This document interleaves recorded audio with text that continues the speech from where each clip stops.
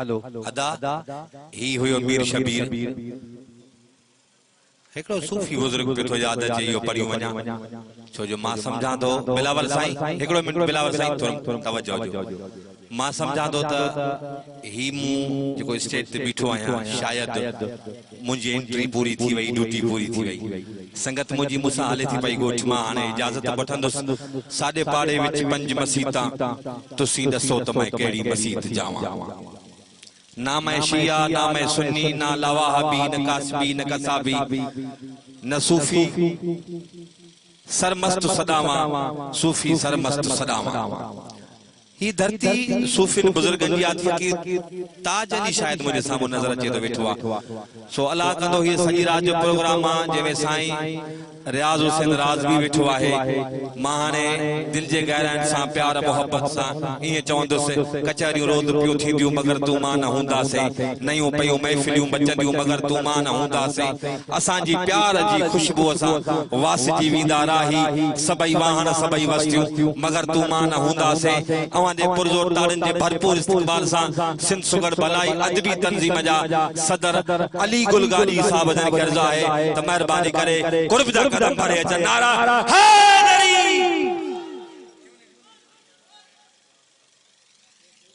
बड़ी मेहरबानी बिस्मिल्लाहिर्रहमानिर्रहीम मोअज़्ज़ज़ मेहमान हाज़िर कचहरी सभी के अस्सलाम वालेकुम या अली मदद हक मौजूद तमाम बेहद खुशी थी ही जको अज जो प्रोग्राम आ मुझे उस्ताद सदा हयात मोहम्मद लुकमान खोखर जी परिवर्सी उनमें सिंध जा तमाम वडा नाले वाला उस्ताद सदा हयात उस्ताद मोहम्मद मलूक जा पुत्र उस्ताद ॾाढे ॾितल जा पुत्र उस्ताद मोहम्मद मिठल जा उस्ताद मोहम्मद लुकमान जा पुत्र जन जे बारे में शहंशाह भेटदणी बादशाह रहमतुल्लाह अलैह फरमायो त भले जायूं माहिरियूं संधियूं सालिहन माशर के मैदान में तनी नाज मिलन बाकी ॿियनि वेचारनि हो जागा जाई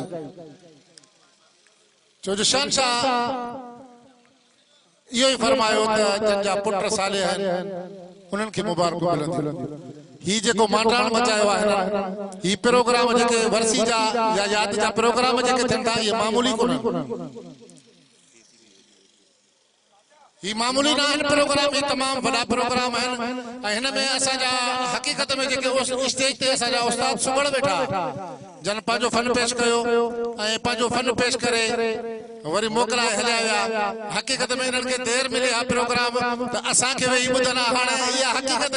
उस्ताद असांखे ॿुधायूं हलिया विया शागिर्द हाणे न ईंदा अॻ में शागिर्दनि खे ॿुधबो आहे उस्ताद पोइ ईंदा आहिनि मथां ईंदा आहिनि हक़ीक़त में ईअं आहे उस्ताद मोहम्मद लुकमान हिकु असांजो साईं उस्ताद मोहम्मद मुमताज़ अली अब्बासी चयो त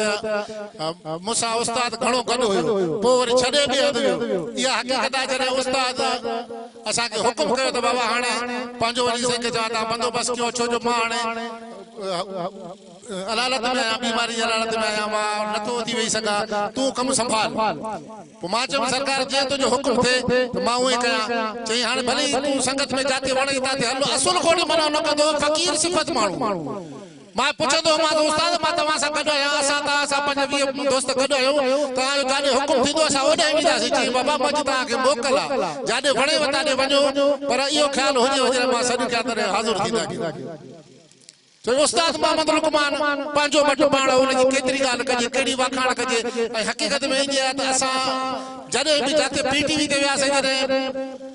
उते हिकिड़ो इख़्तिलाफ़ थियो कंपेयरिंग जो त बाबा जेको कंपेयर आहे इहो न थिए ऐं हक़ मोहम्मद लुकमान जो आहे उहो थिए पोइ असां एहतजाज बाइकाट करे प्रोग्राम फिटी करे मोटी आयासीं उस्ताद जा वॾा एहसान आहिनि असांजे मथां ऐं उहो लाहिण खां मथे त शहंशाह भेटदणी बादशाह इन्हनि जे बारे में चयो जी आहिनि पाण सां गॾु त उन्हनि जो क़दुरु कयो ताकी साणनि और जाकी आहिनि ओताकुन में ॾाढा भेरा ॾींहं में पाण मथां ई घोर वया जे हिंगलोर कर में मिलंदी कापड़ी ताकी वटन वेह जाकी आहिनि ओताकुन में वयो तन न विसरे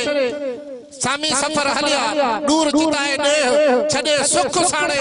मथे गंगा गजिया ताकि वटन वन्य जाकिया नो ताकुन में सामी सफर हलिया राह जिताए रुन्य एड़ा जनोहन्य से कर में मिलंदे कापड़ी ताकि वटन आओ जाकिया नो ताकन में वयो तन विसरे लाहू दी को लाओ फनाए फेरा कजो सामिन चखियो साव वटा तो विंदा कापड़ी काबूल उस्ताद जा खोड़ शहर जेके पाण के याद है हकीकत में उस्ताद जो बड़ो पसंदीदा शहर है तो साथी का सवाय अकेले सफर के छा कबो चाहत न जे चमन में चक्कर के छा कबो लाए न जो निभाए तो दलबर के छा कबो सूरत हुदे नसीरत हुस्न वर के छा कबो जे दरता मिलन ठेका उन दरते छा कबो इज्जत न मिले जाते उन इज्जत न मिले जाते उन दरते छा कबो उडी न सकते जैसा उन पर के छा कबो पर जंग जी खबर न जेके लश्कर के छा कबो अदालत करे ना अफसर तो उन अफसर के छा कबो हीणन ते डाढ हुजे जो उन तवकर के छा कबो नी मकल जो मल्हाए त नौकर के छा कबो पुट जे हुंदे पिने पीओ उन फर के छा कबो जा जहर जिंदगी करे उन जर के छा कबो जो लज के करे उभाड़ो उन वर के छा कबो पर जाने न मर्द जेको उन डॉक्टर के छा कबो खेड़े न जमीन जेको उन हर के छा कबो पर जहमे न शान मुस्तफा उन दफ्तर के छा कबो मने न जो मोहम्मद के उन मुनकर के छा कबो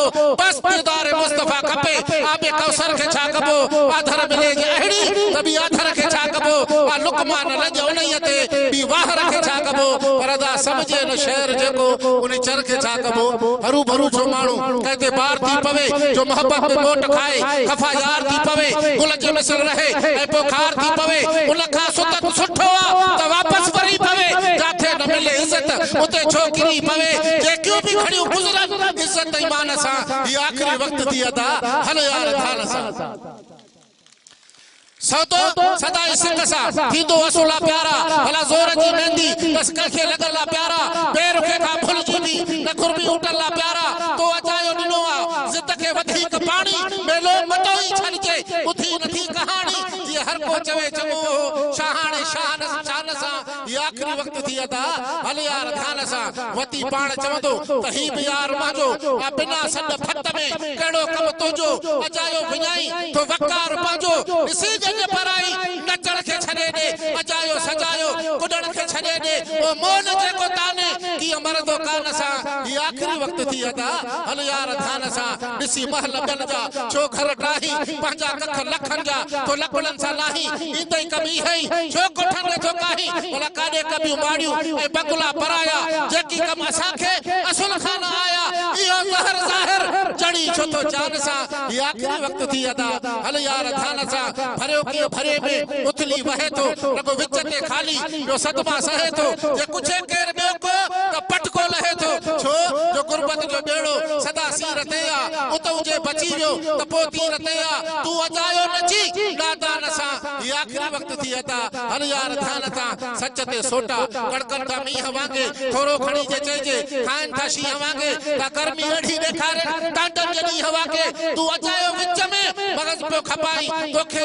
कोई लेखे न यार तोखे तब पाण पियो पढ़ाई हाणे कर कचहरी तू वनी के कदरदान सा ये आखिरी वक्त थी अदा हल यार थान सा अज भरियो सरकार फूकियो तू बबूते डाढो तैयार हुंदे मुझे सच चवण खा जो बेजार हुंदे इसी साम मुंह के खाइंदो तकार हुंदे चवंदे त कादो ही तूफान आयो आहे जहे अची असा के तायो तपायो आहे हाणे पाण जान तू वनी पंजे अरकान सा ये आखिरी वक्त थी अदा हल यार थान सा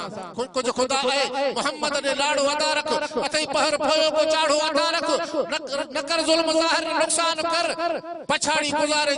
कलमे कुरान सा ये आखिरी वक्त थी अदा हल यार थान सा सरकार शहंशाह भिटदड़ी बादशाह रहमतुल्लाह अलैह फरमायो त नाज़म अथारा निकरी जदा परी करे थो पंथ त भोए पण बिस्मिल्लाह चई राह चुके थी रंद उभियो खणियो अद बसी वठी हूर हैरत हंद ओ साईं जो सौगंद मुझो साजन सबने सोणो पर शहंशाह भिटदाणी बादशाह रहमतुल्लाह अञा भी फरमायो त कईर कत सिख चलण जी चाह पे हिंदवा हैरत में लाली के लबन जिनकन 14 चंड जिया विजड़ियो वैसन लोचिन थियो लतीफ चई बसण ले पिरियन कैसर करी बन सांबा है साण खया पर मुझे उस्ताद चयो त कट कैसरी हंस हलणी मुख चंद्रमा नैन कटारी नार कर कतलीहा सरवान सूधी अनफ ककीले पार कंठ करायल नैन कमल तली हर तरंग कोयल गुफ्तार सोरह सजावटो सरजाए करे सत पंज ब्याबी सिंगार तब मट नथियन विस्काल जे पूरा पदमणी पार छो त सबई रस सोने के दिला खालिक खलकड़ हार ओ जानब जे जिनसार मोह मालिक के भी मला वरी मेहरबान वादा वाही होया फकीर अली गुलगाड़ी फिराम छदात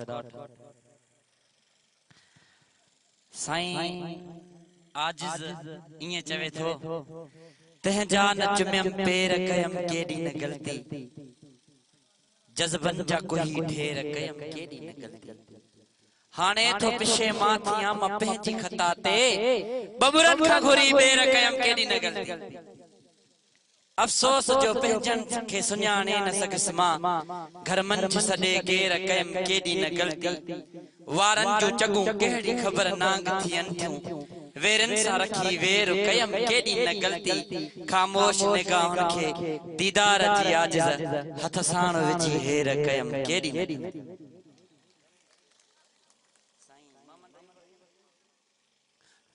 साईं न्याज़ अली साईं यवां जे नाले तुझे नेणन में नशीली रंगत है चोट जी तुझे जुल्फन जी गलन सा संगत है चोट जी तोखे ठायो जे पिरी वो पान भी मोयो मिठा मुसवर जी तस्वीर ते मेहनत है चोट जी तू शुली शातियों शुलन ता कूंधरन जा कंध निमन हाक तुझे हुस्न जी हिशमत है चोट जी जे घिटिया मा थो घुमी माल खर मोतर थिया तुझे पेरन